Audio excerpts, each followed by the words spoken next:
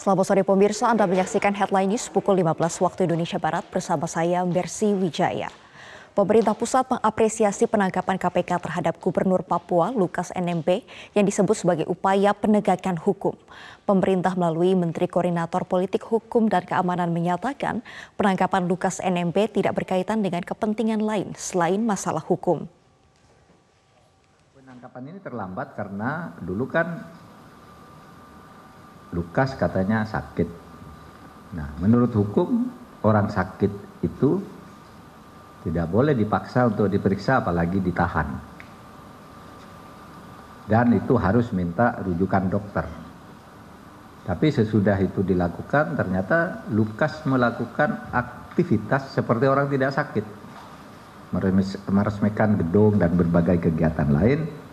Sehingga sesudah berkonsultasi dengan saya, membicarakan dengan saya Ketua KPK pada tanggal 5 Januari 2023 sore, diputuskan bahwa Lukas NMB ditangkap dengan tetap memperhatikan sepenuhnya perlindungan atas hak asasi manusia.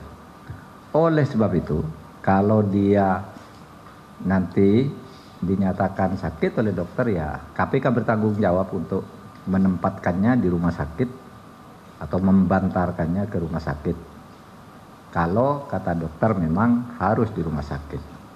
Bahkan kalaupun harus ke luar negeri karena misalnya keahlian itu ada di Singapura, pemerintah juga bisa mengantar dan mengawal ke Singapura, tidak boleh berangkat sendiri. Gitu. Nah, kepada yang lain saya juga ingin mengatakan, ya, jangan melakukan langkah-langkah destruktif, karena ini murni penegakan hukum dan tidak akan berhenti di Lukas. Pergerakan uang Pemda sekarang dalam pengawasan kami dan sebagian di-freeze, kami freeze melalui PPATK agar tidak terjadi penyalahgunaan yang bertentangan dengan hukum dulu.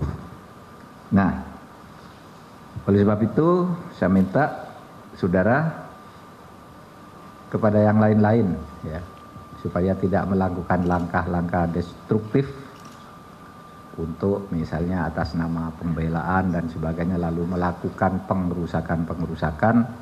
Hukum akan ditegakkan kepada siapapun tanpa pandang